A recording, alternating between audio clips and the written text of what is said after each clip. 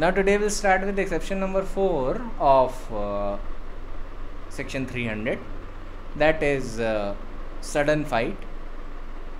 Now what are its essential elements? You should know that in order to bring a case under exception 4, you have to establish the following things: that the act was committed without premeditation, that is without prior planning. Second, in a sudden fight in the heat of passion, due to a sudden quarrel, that is the second most essential condition.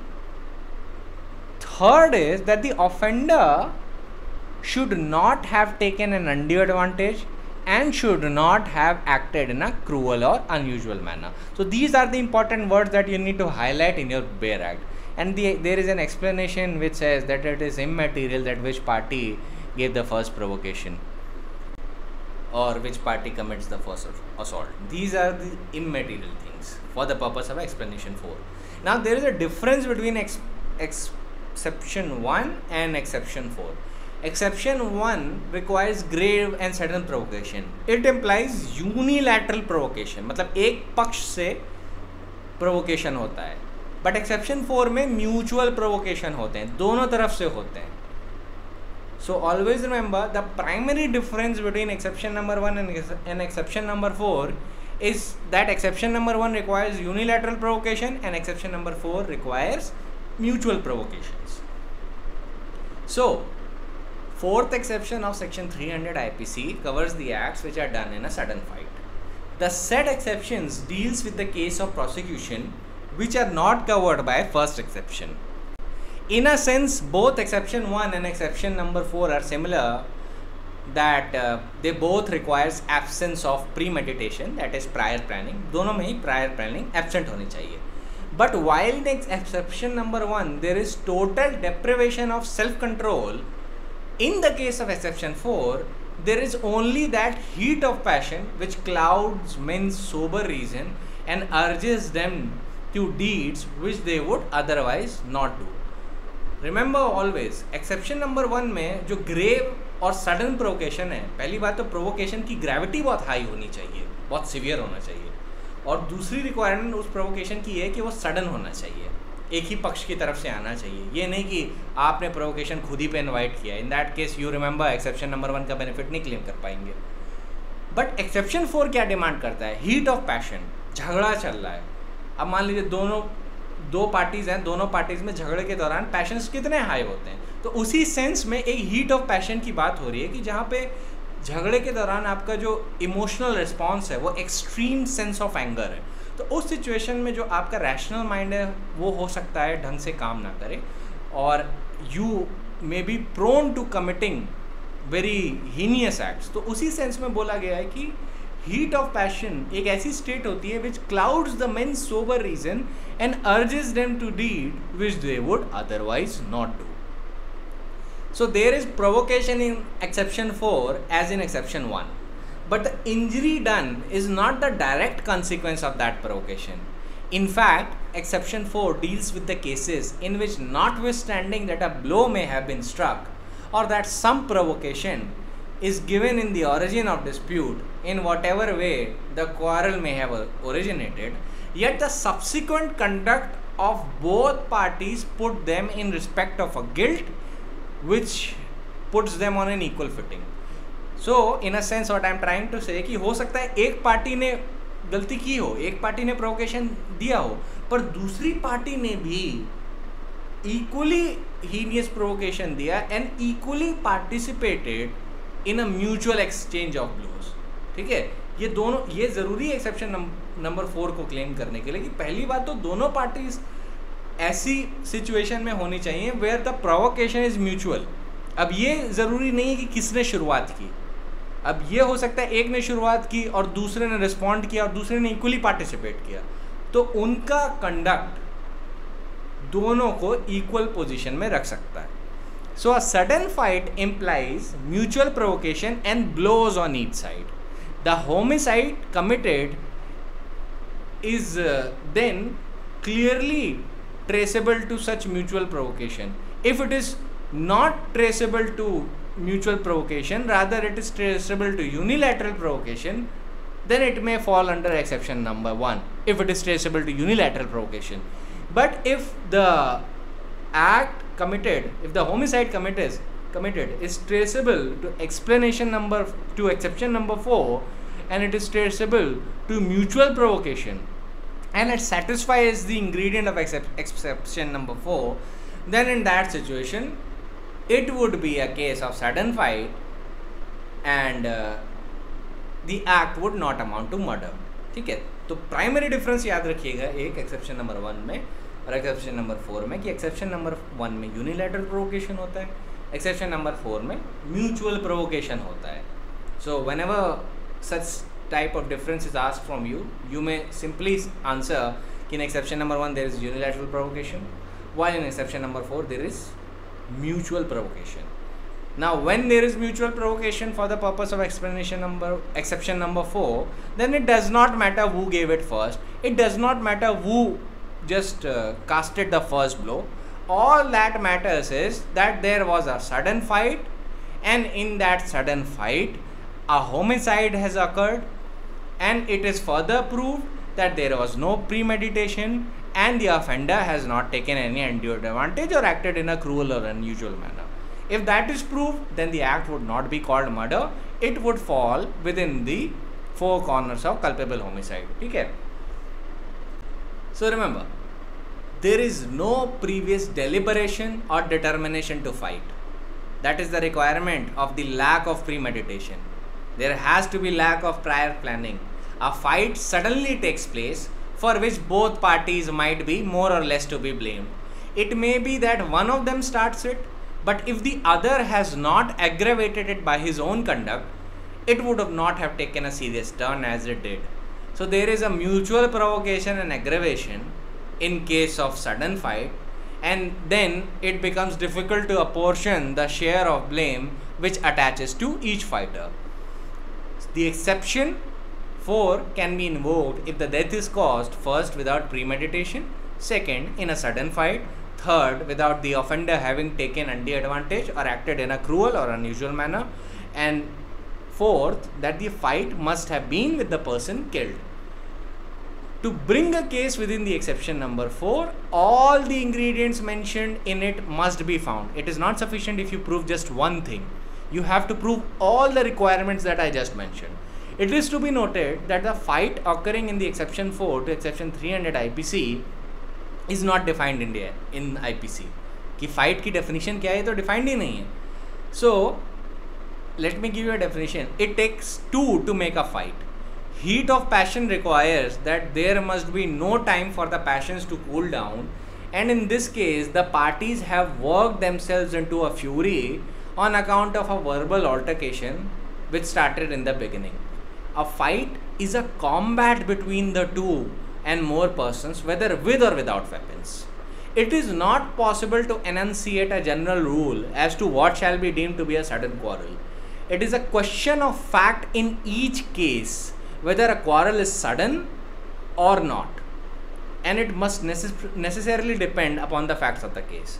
For the application of exception 4, it is not sufficient to show that there was a sudden quarrel and there was no premeditation.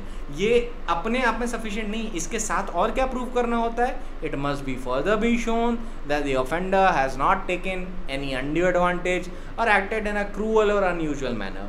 The expression undue advantage as used in the provision means unfair advantage. Now whatever I said right now, it is the principles that has been enunciated in Sridhar Bhuyan versus State of Orissa, reported in Supreme Court cases, year 2004, volume number 11, page number 395. Alright.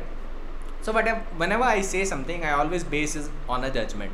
So you need to remember that what are the essential requirements to invoke the exception.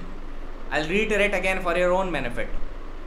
First, it is that the homicide must have occurred in course of a sudden fight. Second, there must be no premeditation. Third, that the act was done in a heat of passion. Fourth, that the assailant has not taken any undue advantage or acted in a cruel manner. The cause of the quarrel is not relevant, nor it is relevant who offered the provocation or started the assault. That is not relevant for the exception number 4. The number of wounds caused during the occurrence is not a decisive factor, but what is important is that the occurrence must have been sudden and unpremeditated. It means prior planning absent होनी चाहिए और अचानक से घटना होनी चाहिए. And also that the offender acted in a fit of rage or fit of anger. Of course, the offender must not have taken any undue advantage or acted in a cruel manner. Where on a sudden quarrel, a person in a heat of moment picks up a weapon which is handy, and let us suppose he causes injuries, one of which proves fatal, he would be entitled to claim the benefit of this exception provided he has not acted cruelly. So I will elaborate the illustration. Illustration को मैं थोड़ा और elaborate करता हूँ आपके लिए. Let us suppose A और B में आफ्टर अ म्यूचुअल प्रोवोकेशन एक झगड़ा हो रहा है. अब झगड़े के दौरान वो हाथ पैर की लड़ाई पे आ गए. अब हाथ पैर पे लड़ाई कर रहे हैं. अब बी हार रहा है ए से. अब वो देखता है पास ही में एक चाकू पड़ा है और वो अचानक से उस चाकू को पकड़ के ए को मार देता है. एक ही ब्लो मारता है. लेट अस सपोज वो जो ब्लो है वो फेटल प्रूव हो जाता है और उसकी वजह से एक ही डेथ हो जाती है. अब जब कोर्ट के सामने ये फैक्ट्स जाएंगे तो कोर्ट सारे इंग्रेडिएंट्स देखेगा कि सडन फाइट थी, check. Lack of premeditation था, चेक. एक्ट जो चल रही थी वो हीट ऑफ पैशन में चल रही थी, चेक. अब जो मेन पॉइंट ऑफ कंटेंशन आएगा वो है कि क्या अनड्यू एडवांटेज या क्रूअल मैनर में एक्ट हुआ या नहीं. अब देखिए वेपन पास ही में पड़ा हुआ था. अक्यूज्ड प्लानिंग से कोई वेपन नहीं लाया था और अपनी जान बचाने के उसने एकदम से वो वेपन मार दिया. ना इन दिस सिचुएशन यहाँ पे ये क्रूएलिटी नहीं कहलाएगी क्योंकि देखिए उसने एक ही ब्लो मारा जो फेटल प्रूव किया. अब ये हो सकता था एक से ज़्यादा ब्लो भी मार सकता था, तब भी हो सकता है वो क्रूएलिटी में ना आए. लेकिन एक सर्टेन लिमिट है जिसको क्रॉस करके depending on fact and circumstances of the case ये हो सकता है कि क्रूअल मैनर में एक्ट किया. अब जैसे इसी इलस्ट्रेशन को चेंज करता हूँ कि लेट अस सपोज सारे सर्कमस्टेंसेस इक्वल हैं. बी ने जब चाकू मारा ए को तो लेट अस सपोज उसने 26 टाइम्स उसकी नेक पे मारा. चाकू से 26 टाइम स्टैब किया नेक में उसकी. Due to that A died. अब यहाँ पे क्रूएलिटी दिख रही है तो यहाँ पे बेनिफिट नहीं मिलेगा. सिमिलरली फोर्थ पॉइंट, एक और पॉइंट पे मैं एलैबोरेट करता हूँ कि लेट अस सपोज ए सरेंडर कर देता है बी के सामने कि चलो ठीक है मैं हार मान रहा हूँ. जैसे उसके हाथ में चाकू देखता है बी के हाथ में वो सरेंडर कर देता है कि चलो मैं झगड़ा नहीं करूँगा. उसके बाद भी बी उसको मारता है and let us suppose he stabs him 36 times. In that situation also he has acted in a cruel manner. तो यहाँ पे भी बेनिफिट नहीं मिलेगा even though there was a sudden fight, even though there was no premeditation, even though the act was done in a heat of passion. Similarly एक और चीज़ बताता हूँ. अब let us suppose A और B में झगड़ा हुआ, हाथ पैर की लड़ाई हुई, उसके बाद B चला गया घर झगड़े के बाद. अब जब घर गया तो घर पे उसने अपने ब्रदर को फ़ोन किया कि मेरी स्वॉर्ड लेके आओ. तो उसका brother late us suppose 5 kilometre दूर से बी की स्वॉर्ड लेके आया. अब इस घटना में 3-4 घंटे बीत गए स्वॉर्ड लाने में. फिर जब बी को स्वॉर्ड दी गई तो बी स्वॉर्ड लेके वापस गया ए के घर और ए को मार दिया. अब यहाँ पे हीट ऑफ पैशन में एक्ट नहीं हुई है क्योंकि अब पैशंस कूल डाउन हो चुके हैं. 5 घंटे बाद की घटना है. सिमिलरली यहाँ पे एक अनफेयर एडवांटेज क्या ऑब्टेन की बी ने तलवार मंगा ली. ए तो घर पे निहत्था बैठा था, वो तो लेट अस सपोज इंसिडेंट को जाने देना चाहता था, बट उसके बाद भी अगर बी ने स्वॉर्ड से मारा उसको after this interval of 5 hours तो यहाँ पे हीट ऑफ पैशन नहीं दिख पाएगा और ना ही ये दिख पाएगा कि यहाँ पे सडन फाइट का एलिमेंट है. यहाँ पे तो फाइट के ख़त्म होने के बाद उसने क्रूएलिटी से एक्ट किया और अनड्यू एडवांटेज ली, तो यहाँ पे एक्सेप्शन 4 का बेनिफिट नहीं मिलेगा. तो that is why all of it depends on fact and circumstances. Supreme court ने भी बोल दिया है कि इसका कोई जनरल रूल नहीं होता, ये फैक्ट और सर्कमस्टेंसेस के बेसिस पे बताया जाता है. But always remember it will take 2 to make a fight. और दूसरी बात, heat of passion will require that there must be no time for the passions to cool down. ठीक है. और parties should have work themselves into fury on account of a verbal altercation in the beginning. तो मतलब झगड़ा पहले मुंह से शुरू होगा. ठीक है. दोनों बहस कर रहे हैं, दोनों गुस्सा हो रहे हैं, तो वर्बल ऑल्टरकेशन चल रहा है और उस वर्बल ऑल्टरकेशन की वजह से फ्यूरी होगी, गुस्सा होगा. पैशंस अराइज होंगे। उस पैशन अराइज होने की वजह से जब म्यूचुअल ब्लोज चल रहे हैं, ठीक है, अब जब म्यूचुअल ब्लोज चलने लगे तब वो फाइट कहलाएगी। Then that will be called a sudden fight and then it might obtain a benefit of exception number 4 अगर ये पैरामीटर्स प्रूव होने के बाद ये भी प्रूव हो जाता है कि अनफेयर एडवांटेज नहीं है या क्रुएलिटी से एक्ट नहीं किया गया है या किसी अनयूजुअल मैनर में एक्ट नहीं किया गया है।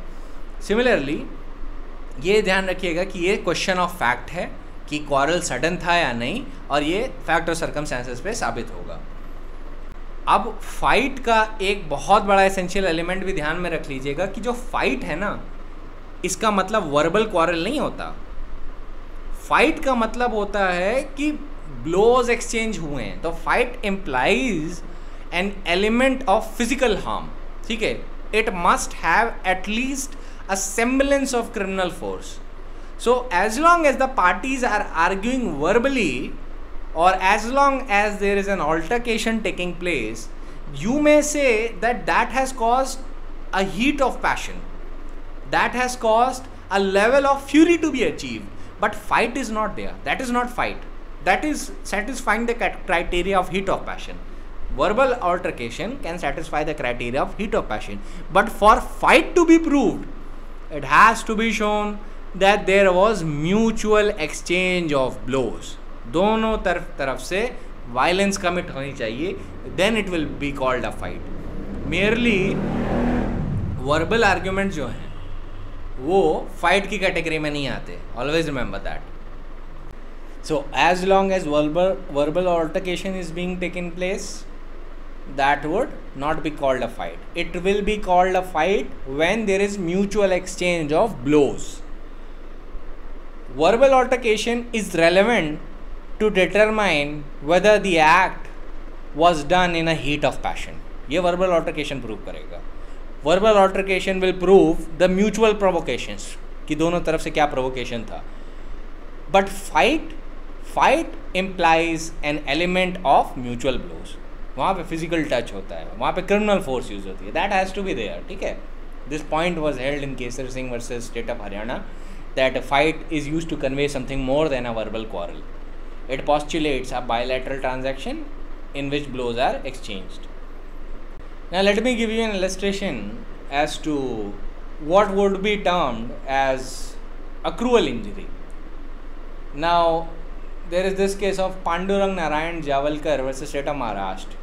In this case, the facts which were proved were that the appellant gave a blow on the head of the deceased old man who was advising him not to quarrel. एक आदमी कह रहा था, झगड़ा चल रहा था, एक आदमी आया बूढ़ा सा, वो बोला कि झगड़ा मत करो. And the appellant, who was Pandurang, he caused an injury on the head of the old man. Due to that, he died. Now, the injury caused to the brain from one end to the other resulted in fracture, as was documented in the medical reports that were submitted before the courts. In these situations, it was also shown that the accused must have struck the blow on the head of the deceased with an iron bar with a very great force. जो injury जो cause थी उससे ये भी दिख गया कि जो फोर्स यूज़ किया गया है वो आयरन बार से किया गया है. अकॉर्डिंगली सुप्रीम कोर्ट ने कहा इसमें एक्सेप्शन 4 का बेनिफिट नहीं मिल सकता, क्योंकि even though there was a sudden quarrel and the fight and that the fight was not premeditated, but it was also necessary in order to claim the benefit of exception number 4 that the injury caused must not be a cruel one. Here the injury caused was a cruel one. Similarly, जो old man जो advice कर रहा था कि झगड़ा मत करो, उससे तो झगड़ा ही नहीं हो रहा था. Even then the accused appellant in a fit of rage still assaulted the old man. In this case, यहाँ पे ये पाया गया कि this is a clear cut case of murder, यहाँ पे ये एक्सेप्शन 4 में नहीं जा रहा. सिमिलरली इन अशोक बालू versus state of Maharashtra what happened, two brothers were fighting, all right, and they were abusing each other. After a while they were separated. So one of the deceased brother, what he did, he started repairing his bicycle. Now the brother with whom he was fighting earlier, he suddenly, after a few hours, came out of the house and stabbed the deceased brother first on his back and then on his chest. Now, when he was prosecuted for murder, he took the defense of exception number 4.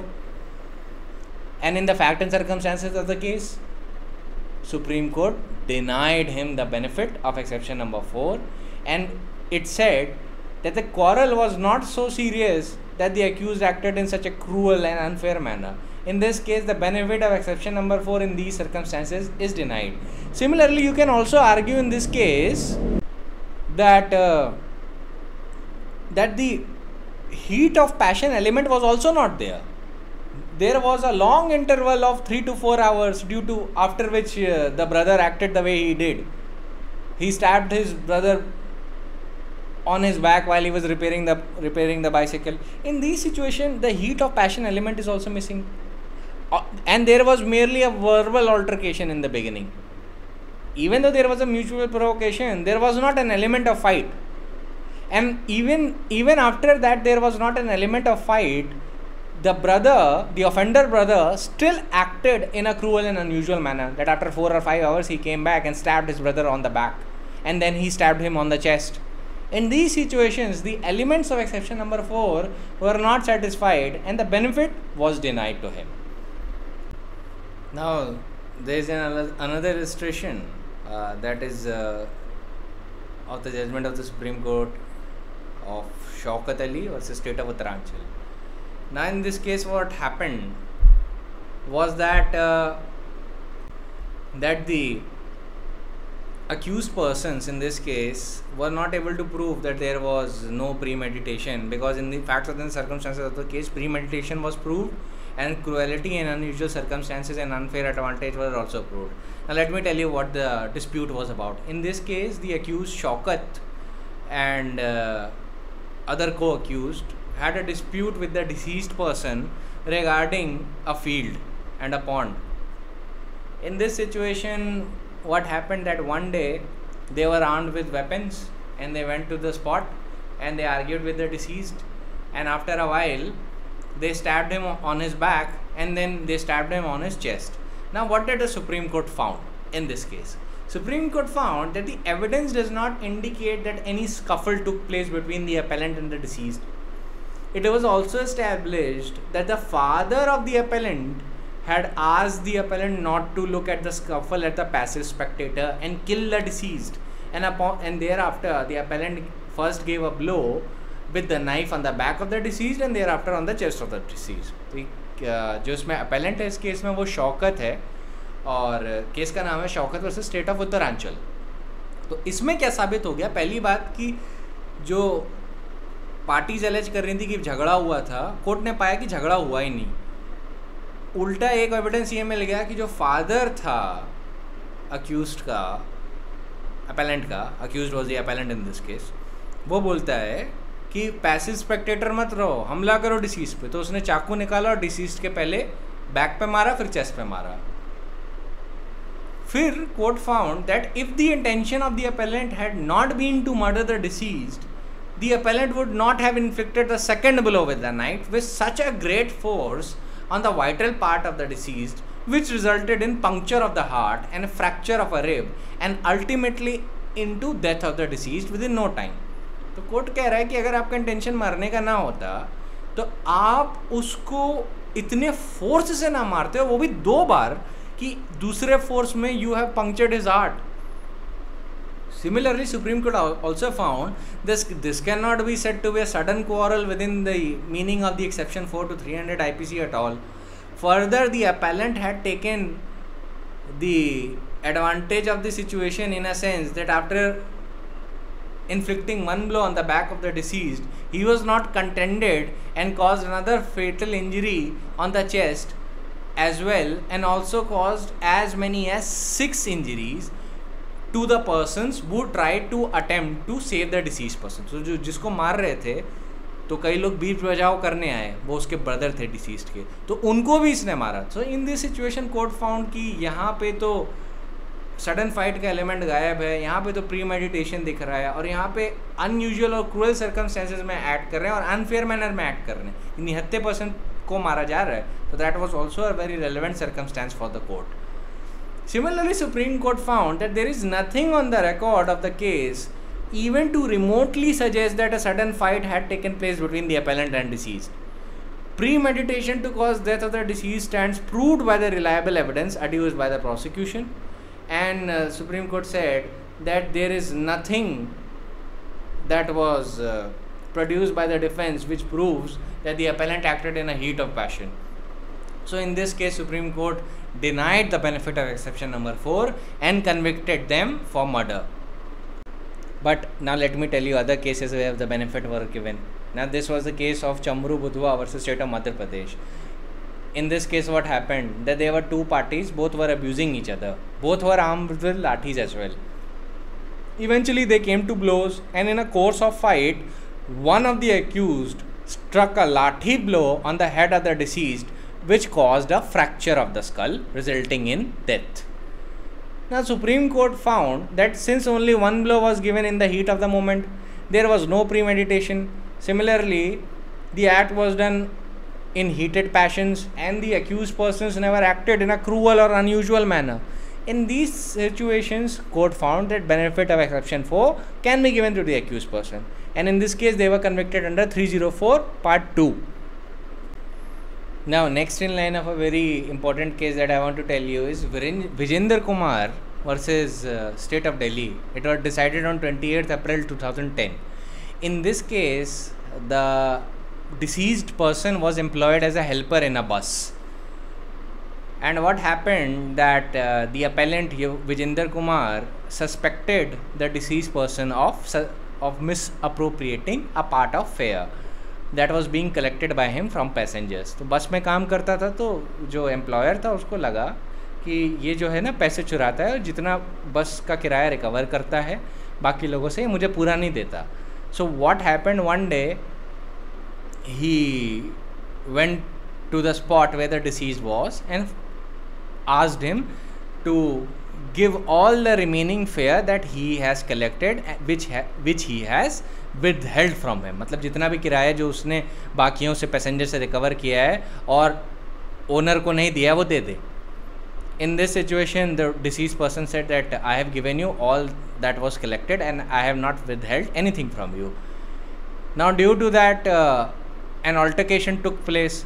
Appellant got furious due to altercation and started beating the deceased person. The deceased person protested and also gave 1 or 2 blows, due to which appellant got very angry. Appellant's name is Vijender Kumar, who was the accused before the trial court. He got very angry, so he went back to his scooter which was parked nearby and took out a knife from there, and then he gave one injury to the abdomen of the deceased which proved fatal, due to which the deceased died. Now the Supreme Court said that admittedly there was no premeditation in this case, but the second requirement of a sudden fight is missing in this case. The fact of the case shows that there was no sudden quarrel and it was a unilateral act on the part of the appellant, as he lost his temper as he suspected the deceased of having misappropriated the fare that he had been collecting. The deceased also had no role to play. Then similarly, court said, we also see that the appellant had taken undue advantage of his position in as much as he had to run to the scooter, open the boot, take out a knife and then cause one injury on the person of the deceased, who was young and unarmed boy. It was therefore also clear that appellant had taken undue advantage of his position, and it is also well settled that number of injuries caused in such a case is not a conclusive fact to determine the nature of the offense, but what has to be primarily seen are the circumstances preceding the incident and not exclusively during the incident. We are therefore of the opinion that the case of the appellant cannot fall within the exception 4.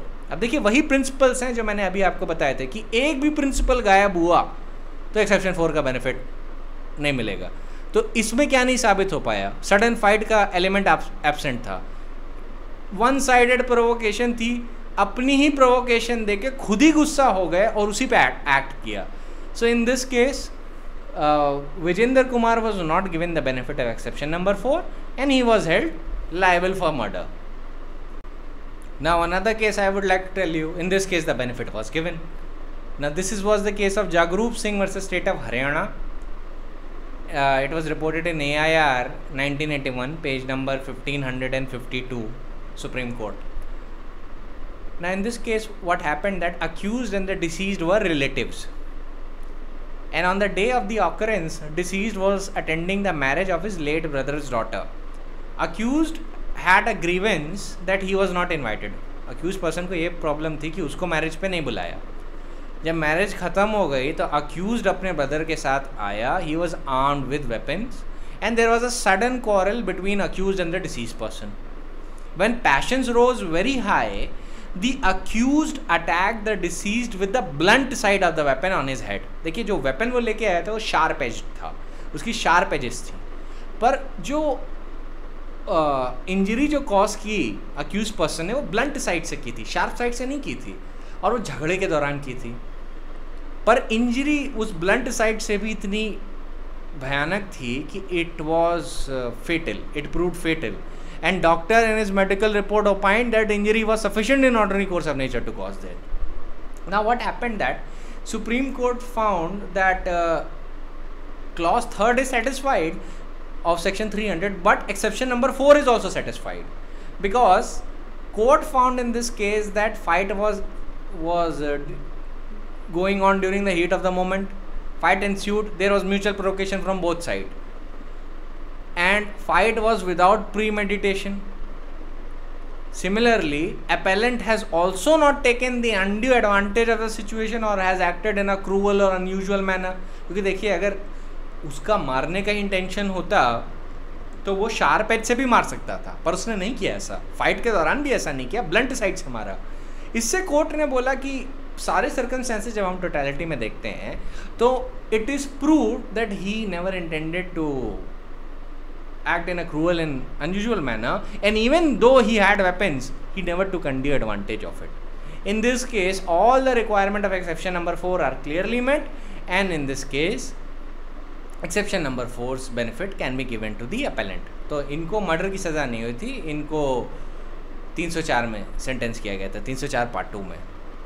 So these were some of the illustrative cases. Principle मैंने आपको क्या याद रखना है, जो principal मैंने अभी आपको बताए थे लेक्चर की शुरुआत में, that you have to remember.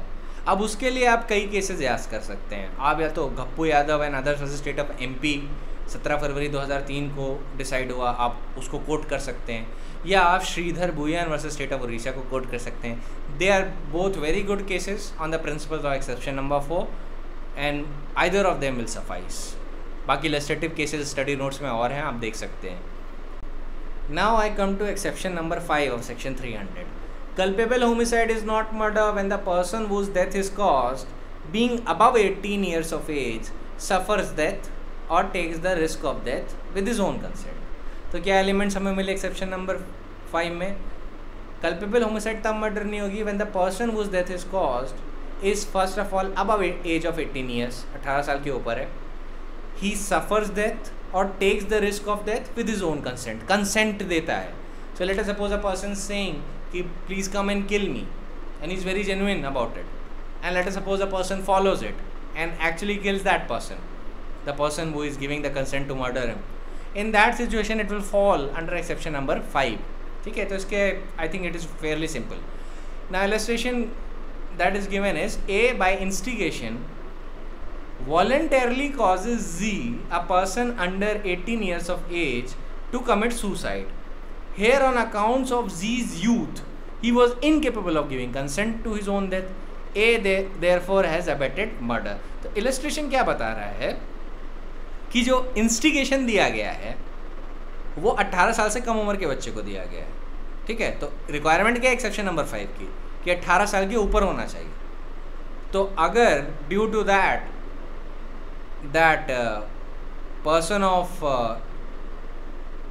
that person whose age is less than 18 years, he commits suicide or he gives a consent to his own death, in that situation A would be treated as if he abetted murder, और उनको murder की सज़ा होगी, ठीक है। तो main element illustration का क्या है कि यहाँ इस केस में जो बच्चा था वो 18 साल से कम का था। अब देखिए इसमें कंसेंट की बात की गई है, तो आईपीसी में कंसेंट कहाँ पे है?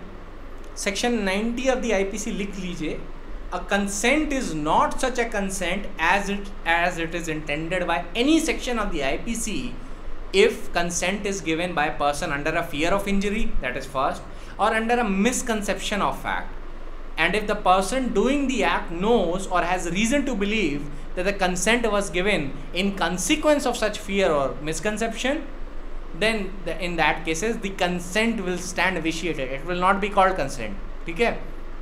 Similarly, a person who is insane cannot give a consent. A consent of a child is not a consent. ये सारी चीज़ों का ध्यान रखिएगा। और let us suppose a person is so deep in intoxication that he is unable to understand the nature of consequences as to that which he gives consent. In that case also वो consent नहीं मानी जाएगी, ठीक है। ये सारी चीज़ें याद रखिएगा, it will become very important। तो इस पे थोड़ा सा illustrative cases की बात कर लेते हैं। And the case that I want to give you an illustration of is Ambalathi SNR, ये मद्रास लॉ जर्नल में रिपोर्ट हुआ था। In this case, the wife refused to go back to her parental home and alleged that if the husband should insist that the wife should go back to her parental home, then he should rather kill her. The husband actually followed the advice of wife and actually killed the wife. So when the husband killed her, then he was prosecuted for murder. He took the defense of exception number 5 of section 300. The High Court held that the consent as envisaged by exception 5 of section 300 is unconditional consent. It should be without any reservations. It should be unequivocal, and it should not involve a choices of alternatives. In this case, the wife was actually trying to say that I don't want to go home, and as a matter of speech she said that I'd rather be dead than go back home. And in this case, if the husband has murdered her, this is not a case of consent which falls under exception number 5. This is a case of clear cut murder. तो यहाँ पे इनको murder की सज़ा मिली थी। Similarly, the locus classicus on exception number 5 is Dasrat Paswan versus State of Bihar. This is the most important locus classicus on exception number 5. No question of exception number 5 will ever be complete without quoting this case law. So what happened in this case? In this case, Mr. Dasrat Paswan had a very poor academic record. He had failed the annual examination for class 10th for 3 years successively, and he was very much distraught. And his wife, she was aged about 19 years, and she was a very literate woman. She was more qualified than the husband. The appellant was very much upset about his failures. He took his last failure so much to the heart that he left home and remained away from his village and from his wife and his family about a week prior to the occurrence. On returning home, he told his wife that he has decided to end his life. Now, what his wife told him in reply is very essential, and you need to focus on this.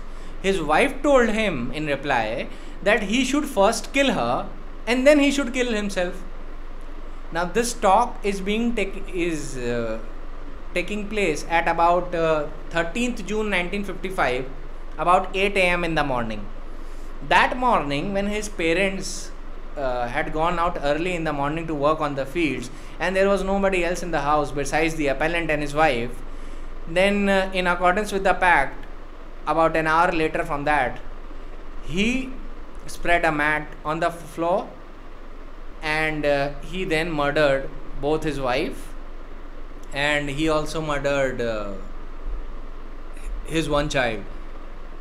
And then he went out and decided to end his own life. And after killing his wife, when he was going out and he was trying to kill himself, he was caught by the villagers and he was produced before the police, which later prosecuted him for the offense of committing murder. Now, what happened in this case? Now the High Court said that it is undisputed that the deceased was above the 18 years of age and she has suffered that with her own consent. अब इसमें high court ने क्या बोला कि wife ने consent दी है, that is understandable, but it is also necessary to think that consent as is laid down under IPC is not such a consent if it is given under misconception of fact or fear of injury. ये सारी चीज़ें high court ने ध्यान में रखी.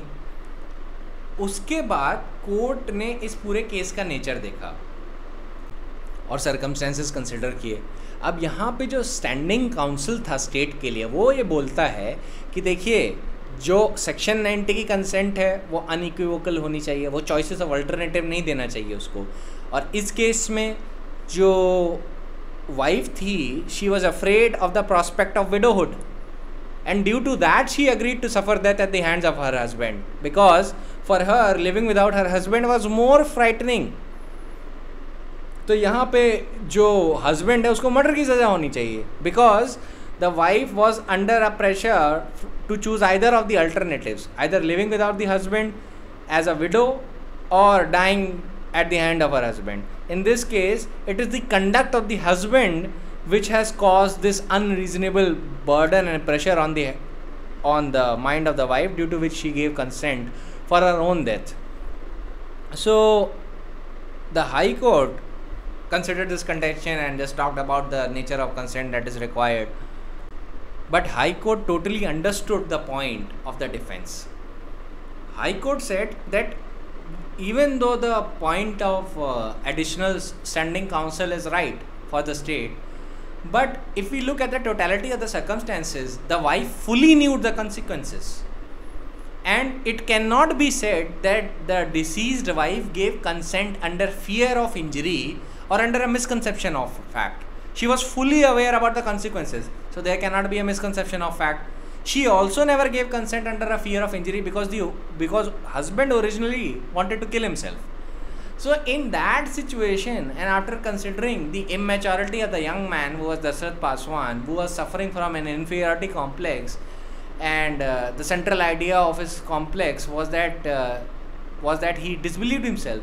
His morbid mind was equaled only by the sentimentalism of his young wife, and the court also found that the husband was very much broken because of the loss of his devoted wife.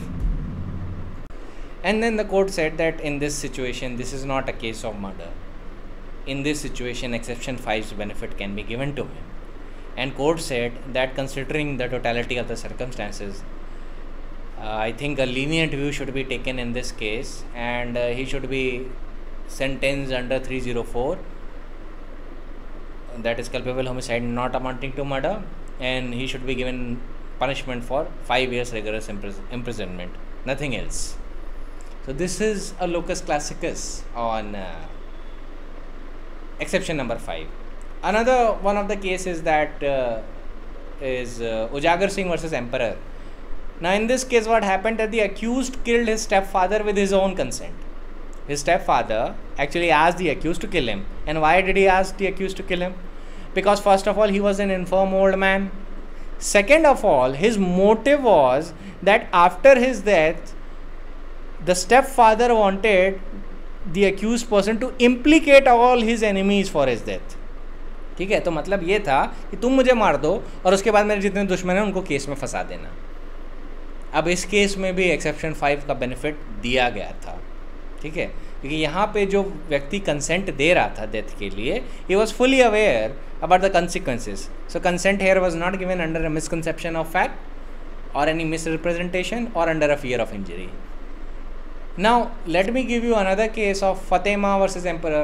In this case there was a situation of misconception of fact. Now here a snake charmer professed that he was able to cure from snake bites, and by so professing persuaded one of his audience to consent to be bitten by a snake. On the belief that he would be able to cure him, it was held that the consent was vitiated as it was given on a misconception of fact based on misrepresentation of the accused. In this case, accused was held liable for murder. क्या हुआ था primarily इस case में कि जो accused थे वो snake charmer थे। अब वो ऑडियंस के सामने कह रहे थे कि मैं किसी को भी स्नेक बाइट से क्योर कर सकता हूँ, मेरे पास डिवाइन पावर्स हैं, मेरे पास कई सोल्यूशंस हैं जिसकी वजह से अगर आपको किसी जहरीली सांप ने काट लिया तो मैं आपको क्योर कर सकता हूँ। अब ऑडियंस को परसुएट कर रहा था कि कोई वॉलंटियर आए और सांप को कटवाए और मैं सबके सामने उसको क्योर करूँगा। अब एक रिलक्टेंट वॉलंटियर आ गया एक मिसकंसेप्शन ऑफ फैक्ट में कि उसने सोचा कि स्नेक चार्मर, मतलब इसको हिंदी में सपेरा कहते हैं, शायद वो सच में इतना केपेबल हो कि वो ऐसा कर ले। Keep in mind we are talking about 1869। तो वो उसमें कंसेप्शन ऑफ फैक्ट में आया और उसने कंसेंट दे दी कि ठीक है सांप से कटवा लो, फिर तो मुझे ठीक कर दोगे। उसने पूरा यकीन किया। अब भाई उसने सांप से कटवाया और वो मर गया। तो ऐसे केस में कोर्ट ने स्नेक चार्मर को मर्डर के लिए दोषी पाया। क्यों? स्नेक चार्मर ने जब एक्सेप्शन 5 का डिफेंस लिया तो कोर्ट ने बोला कि जो आईपीसी में सेक्शन 90 है उसके साथ आप कंसेंट समझेंगे जो एक्सेप्शन 5 में दी है, और सेक्शन 90 रिक्वायर करता है कि जो कंसेंट है वो मिसकंसेप्शन ऑफ फैक्ट में नहीं देनी चाहिए। इस केस में अक्यूज ने, जो डिसीज ने जो कंसेंट दी थी सांप से कटवाने के लिए, वो तुम्हारे मिसरिप्रेजेंटेशन में दी थी, तो उसके माइंड में एक मिसकंसेप्शन ऑफ फैक्ट शुरू हुआ for which you are responsible. You were the one who gave him a misrepresentation that you can cure any snake bite.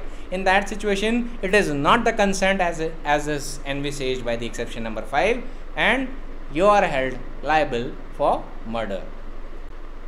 Now that is it primarily for exception number 5। आपका section 300 भी हो गया primarily. ये सबसे बड़ा topic था। अब हमारे पास छोटे छोटे टॉपिक्स हैं थ्रू आउट द आईपीसी। अब एक पॉइंट मैं आपको बताना चाहता हूँ लिविंग विल का, राइट टू डाई को लेके। अच्छा, ये जो पॉइंट है ये 309 से भी रिलेट करता है और उसके कुछ लिंक्स एक्सेप्शन नंबर 5 से भी जोड़ते हैं, क्योंकि अगर common cause versus union of India में लिविंग विल का कंसेप्ट ना आता तो वो कल्पेबल होमिसाइड की कैटेगरी में जाता है। लेट अस सपोज एक आदमी है वेजिटेटिव स्टेट में है, ठीक है, ही is in a vegetative state. अब वो रिकवर नहीं कर सकता उस पर, वो सिर्फ मशीन्स की वजह से ज़िंदा है। तो अगर मान लीजिए डॉक्टर लेट अस सपोज उसका वो हटा दें, उसकी फैमिली मेम्बर्स कंसेंट दें कि he has no chance of survival, you can just remove this artificial method of keeping him alive and let him die and pass on to the next world. So let us suppose the doctor were to remove those artificial mechanisms and the person who was in vegetative state, he dies actually. Then in that situation वो properly कम से कम culpable homicide होता और ज़्यादा से ज़्यादा murder भी हो सकता था depending on the facts. तो अब ये situation थी कि vegetative state में लोग को हॉस्पिटल में ज़िंदा रखे जा रहे थे जिनका चांसेस जो आर्टिफिशियल मेथड के अलावा जी ही नहीं सकते थे। तो अब ये कोर्ट के सामने सिचुएशन थी, क्या right to die with dignity एक फंडामेंटल राइट है या नहीं। अब देखिए ये 309 से भी रिलेट करता है, आर्टिकल 21 से भी रिलेट करता है और एक्सेप्शन 5 से भी रिलेट करता है, क्योंकि कंसेंट का थोड़ा सा एलिमेंट है। तो एग्जाम में तो आपसे नहीं पूछा जाएगा, पर एक कॉन्स्टिट्यूशनल लॉ का क्वेश्चन है, कॉन्स्टिट्यूशनल लॉ में पूछा जाएगा। तो पहली बात तो मैं बता दूं कि पहली बात कॉन्स्टिट्यूशनल 5 जजेस की कॉन्स्टिट्यूशनल बेंच ने आर्टिकल 21 में right to die with dignity को फंडामेंटल राइट माना है, ठीक है। और कोर्ट ने बोला with passage of time Supreme Court has expanded the spectrum of article 21 to include within it the right to die with dignity as a component of right to life and liberty, and said that though sanctity of life has to be kept on a very high pedestal, yet in cases of terminally ill persons where there is no hope of revival, priority shall be given to advance directive and the right of self-determination. In absence of advance directive, the procedure provided for the said category as enunciated in the judgment of common cause versus Union of India would apply. So in this situation passive euthanasia का literal meaning होता है mercy killing is allowed. मतलब कोई आदमी ऐसी state में कि अब वो he is like a vegetable, he is in a vegetative state, he is being kept alive by artificial means. तो ऐसी सिचुएशन में it is more cruel to keep him alive, it is better to let him pass on to the next world. तो अब इसके लिए मुझे 2 चीज़ें आपको समझानी है कि लिविंग विल क्या होता है। A living will is it is a written document that allows a patient to explicitly give instructions in advance about a medical treatment to be administered when he or she is terminally ill or no longer able to express informed consent. तो मतलब एक patient है वो खुद ही advance में वो frame कर दे कि अगर वो टर्मिनली इल हो जाए या ऐसी सिचुएशन में पहुंच जाए जहाँ पे वो कंसेंट नहीं दे सकता, तो एक फैमिली मेम्बर को ऑथराइज कर सकता है जो कंसेंट दे सके उसके बिहाफ पे to switch off the life support. ठीक है, in cases where the medical board declares that the patient is beyond any medical help. तो ऐसे में वही पेशेंट एक एडवांस से विल तैयार करता है पहले से ही कि कौन सा पर्सन होगा जो कंसेंट देगा. और इसके लिए दूसरी चीज़ क्या चाहिए कि मेडिकल बोर्ड को भी बताना होगा कि अब इसमें कुछ नहीं किया जा सकता था, patient has gone into a vegetative state. अब इसको लेके भी सुप्रीम कोर्ट ने बोला है कि इन are considered opinion advance medical directive would serve as a fruitful means to facilitate the fructification of the sacrosanct life with dignity. The said directive, we think, will dispel many a doubt at a relevant time of need during the course of a treatment of patient. And that apart, it will strengthen the mind of treating doctors as they will be in a position to ensure, after being satisfied, that they are acting in a lawful manner. अब active in a lawful manner की बात क्यों supreme court ने की? क्योंकि अगर इस judgement के पहले वो लाइफ सपोर्ट हटा देते ना तो मिनिमम कल्पेबल होमिसाइड में तो उनको जाना ही जाना था, मिनिमम उसमें जाते ही जाते. Now who can execute an advance directive? The advance directive can be executed only by adult who is of sound mind and in a healthy state of mind and is in a position to communicate, relate and comprehend the purpose and consequence of executing the document. Secondly, it must be voluntarily executed without any coercion or inducement or compulsion after having full knowledge or information. Thirdly, it should have the characteristics of an informed consent given without undue influence or constraint. And fourthly, it should be in writing clearly stating as to when medical treatment may be withdrawn or no specific medical treatment shall be given which will only have the effect of delaying the process of death that may otherwise cause him or her pain, anguish and suffering and further put him in a state of indignity. अब इसमें और भी चीज़ें कि उसके अंदर written consent में होना चाहिए, मेडिकल बोर्ड का सर्टिफिकेट भी होना चाहिए, एसेट्रा एसेट्रा बहुत सारी चीज़ें होनी चाहिए और शुड बी रिकॉर्डेड. फिर एक नॉमिनेटेड पर्सन उसके अंदर होना चाहिए जिसके बाद वो पूरी सिचुएशन आराम से क्लियर हो. फिर उसके बाद जुडिशियल मैजिस्ट्रेट भी इंस्पेक्ट करता है पेशेंट को और फिर देखता है कि भाई ये वो सिचुएशन है जहाँ पे एडवांस डायरेक्टिव जो क्रिएट किया गया उसे एग्जीक्यूट किया जा सकता है कि लाइफ सपोर्ट हटा लो और उसको मरने दो. ये सारी सिचुएशन फिर फैक्ट और सर्कमस्टेंसेस में देखी जाती हैं. अब सिचुएशन ये आती है कि let us suppose advance directive नहीं है पहले से, तो क्या होगा? In that case where the patient is terminally ill and undergoing prolonged treatment in respect of an ailment which is incurable or where there is no hope of being cured, the physician may inform the hospital, which in turn shall constitute a hospital medical board, and the hospital medical board shall discuss with the family physician and family members and record the minutes of discussion in writing, and after writing that and during the discussion the family members shall be appraised of the pros and cons of the withdrawal or refusal of further medical treatment of the patient, and if they give consent in writing then the hospital medical board may certify the course of action to be taken. Their decision will be regarded as a preliminary opinion. फिर उसके बाद क्या होता है? In the event the hospital medical board certifies that the option of withdrawal or refusal for further medical treatment, the hospital shall immediately inform the jurisdictional collector.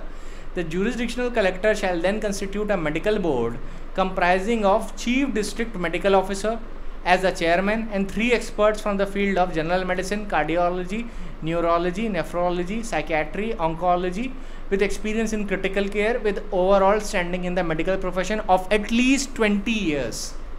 The medical board constituted by the collector shall visit the hospital for physical examination of the patient after studying the medical papers and may concur with the opinion of the hospital medical board. In the event, intimation shall be given by the chairman of the collector nominated medical board to the judicial magistrate first class and the family members of the patient. The judicial magistrate first class shall then visit the patient and at the earliest verify the medical reports, examine the condition of the patient, discuss with the family members of the patient and is satisfied that in all respects may endorse the decision of the collector nominated the medical board to withdraw or refuse further medical treatment to the terminally ill patient. तो अब ये JMFC के पास option है कि वो क्या करे, या तो वो अप्रूव कर दे जो मेडिकल बोर्ड के बाद जो ओपिनियन है, या उसको रिफ्यूज़ कर दे. तो अब इसमें ना, अब ये जो केस है इसने क्या किया था, पैसिव यूथेनेसिया अलाउ किया था. तो from the point of view of the exams आपको पैसिव यूथेनेसिया का पॉइंट ध्यान में रखना है. एडवांस डायरेक्टिव है या नहीं, तब क्या करना है. ये जजमेंट है 532 पेजेस का, 532 पेजों का जजमेंट है. तो अब इसमें कई चीज़ें हैं. लिविंग विल का कंसेप्ट है, एडवांस डायरेक्टिव हैं, JMFC क्या करेगा, कौन सी पुरानी पोजीशंस को ओवर रूल कर दिया. अच्छा, दिक्कत इसमें ये भी है कि जस्टिस चंद्रचूड़ ने अपना ओपिनियन लिखा है, जस्टिस दीपक मिश्रा ने अपना ओपिनियन लिखा है, जस्टिस सीकरी ने अपना ओपिनियन लिखा है. तो अब उनके ओपिनियन ये टोटलिटी में देखे जाएंगे ना, और फिर सारी गाइडलाइंस फिर इकट्ठे बनानी होती हैं. तो सारी गाइडलाइंस के बाद इनके ओपिनियन, और इन्होंने अलग अलग जजेस ने क्या गाइडलाइंस बनाई हैं इसी पॉइंट पे, क्योंकि सारी इनफोर्स हैं, ये भी आपको बताना होगा. पर ये मर्डर का पॉइंट नहीं है, इसको हम लोग प्रॉपरली कॉन्स्टिट्यूशनल लॉ में डील करेंगे और 309 में थोड़ा बहुत डील करेंगे. तो मैंने आपको नोट्स पहले ही प्रोवाइड कर दिए हैं, you can refer them if you want. 309 पे जब हम आएंगे तो हम थोड़ा सा डिटेल में इसको डील करेंगे. पर ये मेन टॉपिक है कॉन्स्टिट्यूशनल लॉ का, क्योंकि इसको समझने से पहले आपको आर्टिकल 21 समझना होगा. बट इसको देख के आपको एक हिंट मिल जाएगा कि कॉन्स्टिट्यूशनल लॉ में क्या क्या आएगा, and how deep will be the subject, or how much detail we will study the topic. तो इसको आप थोड़ा बहुत चाहें तो देख लें. और इसमें एक जो मेन पॉइंट है जो आपको ध्यान रखना है कि जो ज्ञान कौर में जो पैसिव यूथेनेसिया नहीं अलाउ किया गया था वो अब अलाउड है. तो आपको कभी भी सवाल आए एवर कि whether passive euthanasia is allowed, then you will immediately take this judgement. And what is the name of the judgment? The name of the judgment is Common Cause versus Union of India. Very important judgment. So I think that would be it for the topic of section 300. इसकी कुछ roots बतानी थी कि थोड़ा बहुत relate करता है 2 से 3% एक्सेप्शन नंबर 5 से, इसीलिए मुझे थोड़ा यहाँ पे बताने की ज़रूरत थी. बाकी ये मेन रिलेट करता है आपका आर्टिकल 21 से और 309 से थोड़ा बहुत. ज्ञान कौर वाला पॉइंट वो मैंने बता ही दिया यहाँ पे. प्राइमरली इसकी जो टोटलिटी की डायरेक्टिव्स और बाकी चीज़ें ये आर्टिकल 21 से रिलेट करती हैं, वो कॉन्स्टिट्यूशनल लॉ का टॉपिक है. So I provided you notes, if you want you may read it. अगर ना समझ में आए तो you just wait for the lecture on that topic and I will take that up in detail later. अब हम लोग आते हैं ट्रांसफ़र ऑफ मैलिस की बात पे. Now what does section 301 of the IPC says, इसी पे लिख लीजिएगा, ट्रांसफ़र ऑफ मैलिस. सेक्शन 301 को ही बोला जाता है ट्रांसफ़र ऑफ मैलिस. सेक्शन 301 अपने आप में ऑफेंस नहीं होता. सेक्शन 301 के अंदर doctrine of transfer of malice incorporated है. ठीक है, अब ये क्या कहता है, culpable homicide by causing death of a person other than the person whose death was intended. If a person by doing anything which he intends or knows to be likely to cause death commits culpable homicide by causing death of any person whose death he neither intends nor knows himself to be likely to cause, the culpable homicide committed by the offender is of the description of which he would have been if he had caused the death of a person whose death he intended or knew himself to be likely to cause. तो basically simple शब्दों में 301 ये कह रहा है कि अगर आपका इंटेंशन मर्डर करने का था और जिसको मर्डर करना चाहते थे उसकी बजाय किसी और को मर्डर कर दिया, तो आपको मर्डर की सज़ा होगी, even though you might not have the intention to kill that particular person who you killed due to a mistake of fact और एनी अदर थिंग. सिमिलरली अगर मान लीजिए आपने ग्रेव ऑन सडन प्रोवोकेशन पे किसी पे अटैक किया और उस पर आप हमला कर रहे थे, वो बच गया, पर उसके पीछे कोई आदमी खड़ा था, वो मर गया. इन दैट सिचुएशन आपको एक्सेप्शन 1 में बेनिफिट मिला, तो वो कल्पेबल होमिसाइड में जाएगा. तो आपको किस चीज़ की सज़ा होगी? मर्डर की सज़ा नहीं होगी, आपको सज़ा होगी कल्पेबल होमिसाइड की 304 में. तो ट्रांसफ़र ऑफ मैलिस क्या कहता है? ट्रांसफ़र ऑफ मैलिस ये कहता है कि जो भी आपका मैलिस था, जिस इंटेंशन से या जिस नॉलेज से आप कोई क्राइम कमिट करना चाहते थे, जिस मैलिस से, वही चीज़ ट्रांसफ़र हो जाएगी if due to some supervening circumstances you cause the death of a person whose death you neither intended or knew to likely to cause. ठीक है, अब इसका एक इलस्ट्रेशन सिंपल सा दे देता हूँ. अब ए ने मान लीजिए बी को ग्रेव एंड सडन प्रोवोकेशन दिया, बी उस ग्रेव एंड सडन प्रोवोकेशन पे के कारण ए पे गोली चला देता है. अब ए के पीछे जी खड़ा है, बी को नहीं पता है कि वहाँ पे जी खड़ा है. अब उसको गोली लग जाती है जी को, जी मर जाता है. अब जब प्रोसिक्यूशन हो रहा होगा बी का, तो वहाँ पे ये बोला जाएगा कि आपने तो डेथ कॉज की है जी की, तो बी डिफेंस लेगा कि मेरा उसको मर्डर करने का इंटेंशन नहीं था.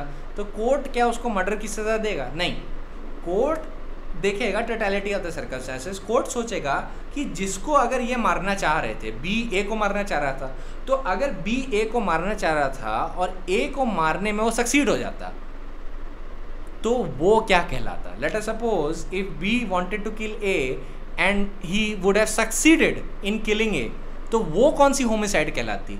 क्या वो culpable homicide amounting to murder कहलाती या culpable homicide not amounting to murder कहलाती?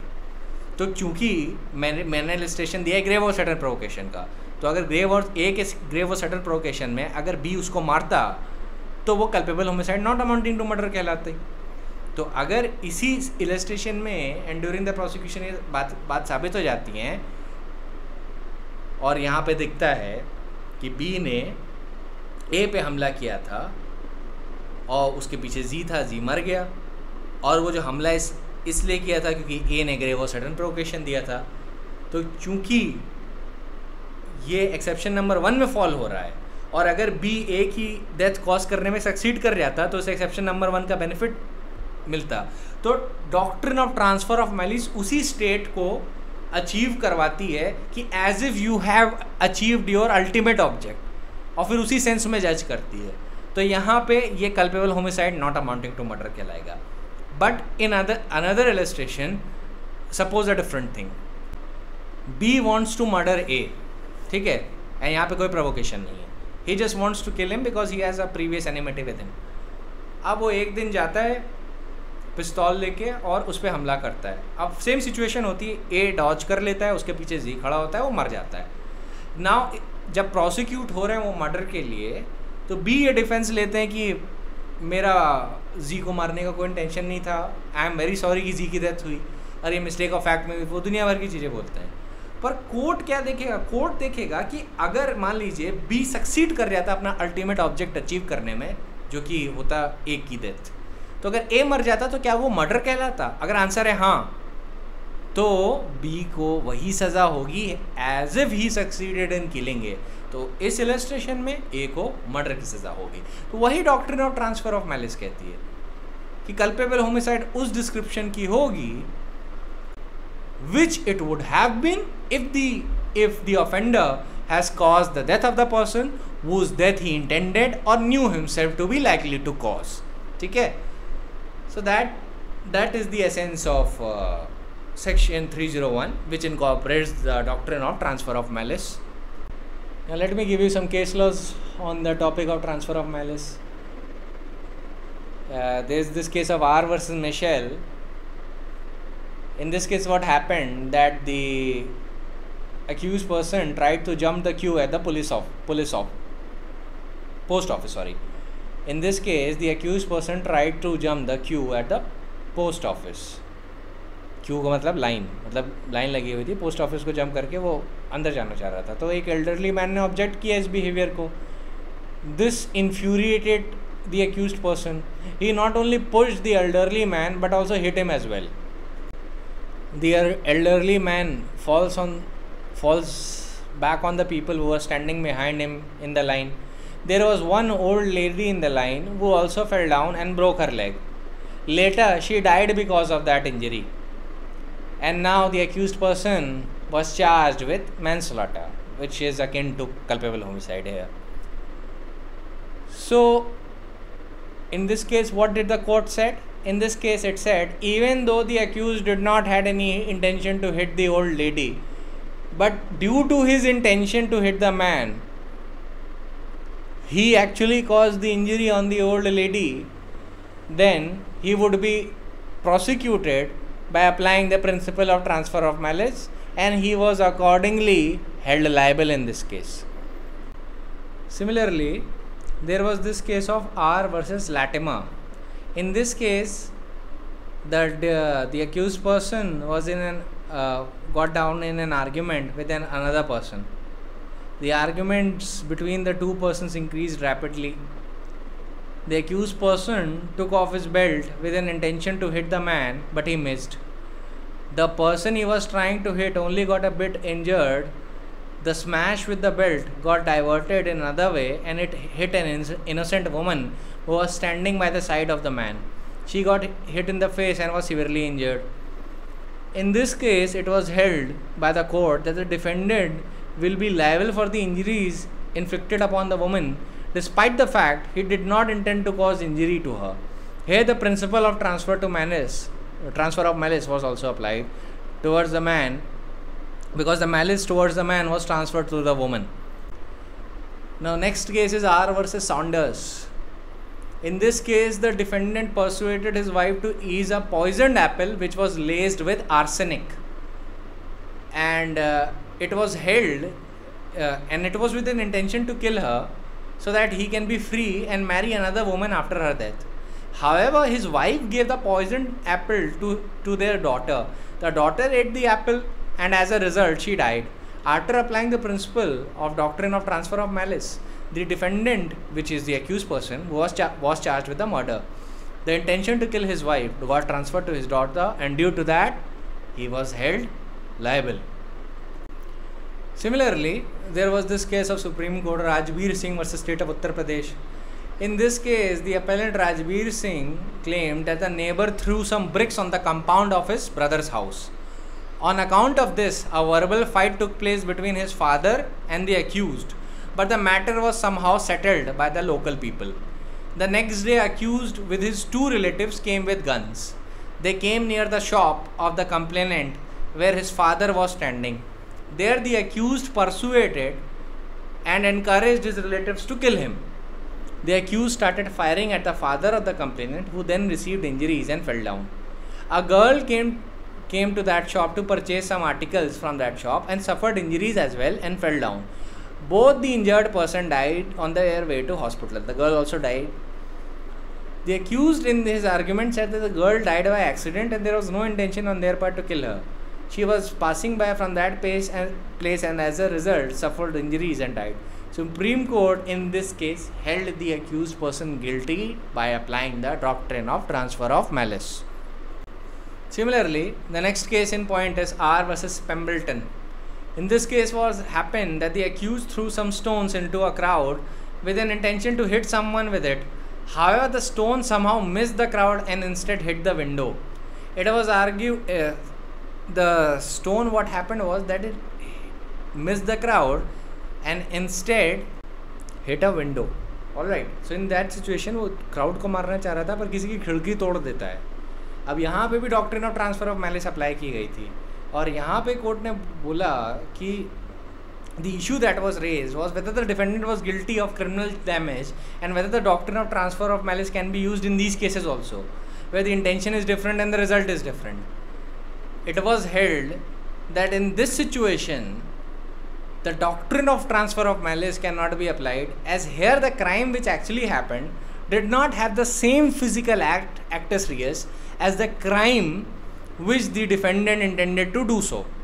कोर्ट बोलता है कि देखिए, आप क्राउड पे पत्थर मारना चाहते थे, क्राउड को नहीं लगा, किसी का शीशा टूट गया, तो क्या आप तब भी किसी को ऐसी इंजरी के लिए, हाइपोथेटिकल इंजरी के लिए पनिश करेंगे जो उसने अभी तक कमिट हुई नहीं है, वो एक्टस रियस हुई नहीं है, कोई फिजिकल हार्म हुआ ही नहीं है? तो कोर्ट ने इस केस में बोला था आर वर्सेस पेम्बल्टन में कि इस डॉक्ट्रिन को इतना भी स्ट्रेच नहीं किया जा सकता कि जहाँ पे कोई भी हार्म ना हुआ वहाँ पे भी आप इसको अप्लाई कर दें. अब एम्प्रेस वर्सेस मुश्रू सूर्यनारायण मूर्ति, ये केस मैं आपको पहले भी बता चुका हूँ, पॉइजनड स्वीट मील से रिलेटेड है, हलवा से रिलेटेड है. अब ये भी डॉक्ट्रिन ऑफ मैलिस पे बहुत लीडिंग लोकस क्लासिकस है. तो अगर दो केसेस आपको ध्यान रखने हो तो एम्प्रेस वर्सेस मुश्रू सूर्यनारायण मूर्ति और आप ये जो दूसरा केस है Rajbir Singh versus state of Uttar Pradesh, ये दोनों कोट कर सकते हैं. इसमें आपको याद हुआ होगा कि फैक्ट्स क्या थे कि पॉइजनड स्वीट डिश किसी को खिलाना चाहते थे, खा गई एक young girl whose name was Rajalakshmi, she was 8 years old, जो अक्यूज्ड की नीस थी और उसकी वजह से वो मर गई। तब वहाँ पे ये बताया गया कि अक्यूज्ड का इंटेंशन तो किसी और को मारने का था। इस केस में अक्यूज्ड को मर्डर का दोषी पाया गया और बोला कोर्ट ने कि accused will be held guilty for attempted murder of Apala and by the virtue of doctrine of transfer of malice he will be guilty of murder for death of Rajalakshmi. तो अटेम्प्ट टू मर्डर तो उसने अपाला का किया था, जिसको poison हलवा खिलाना चाहता था, पर उसने गलती से उसने वो हलवा वहाँ पे रखा स्पॉट पे, और खाना था अपाला को, अपाला ने नहीं खाया, राजलक्ष्मी ने खा लिया। अब राजलक्ष्मी ने खा लिया, वो मर गई। तो कोर्ट ने बोला you are guilty of 307 of the IPC for attempted murder of Apala. एक तो आप उसके लिए गिल्टी हैं। दूसरा, जब हम 301 अप्लाई करते हैं doctrine of transfer of malice, तो you are also liable for the death of the child, because even though you did not intend to kill them, but according to doctrine of transfer of malice, you would be held responsible for the acts that has been committed। क्योंकि अपाला का murder करवाने में अगर वो succeed कर जाता due to that poisoned हलवा, तो वो मर्डर के लिए लायबल होता अगर प्रोसिक्यूट होता।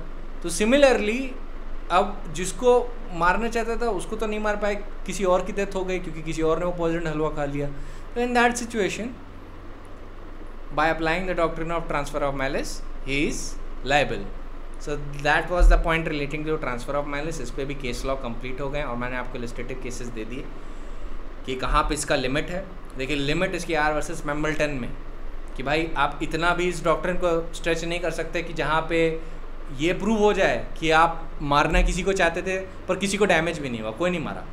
जैसे कि आर वर्सेस पेम्बल्टन में उस स्टोन क्राउड पे मारना चाहता था और हो सकता है क्राउड का कोई पर्सन मर जाता, तो फिर हो सकता है कल्पेबल होमिसाइड या मैनस्लॉटर के लिए इसका पनिशमेंट होता, उस पर इम्पोज किया जाता पनिशमेंट। बट नो, वो नहीं कर पाया, किसी की खिड़की तोड़ दिया। तो doctrine of transfer of malice क्या वहाँ तक स्ट्रेच किया जा सकता है कि जहाँ पे एक्टस रियस या कोई फिजिकल हार्म हुआ भी नहीं किसी को भी, और तब भी आप doctrine of transfer of malice apply कर सकते हैं? इसका आंसर दिया था कोर्ट ने कि नहीं, इतना भी स्ट्रेच नहीं कर सकते।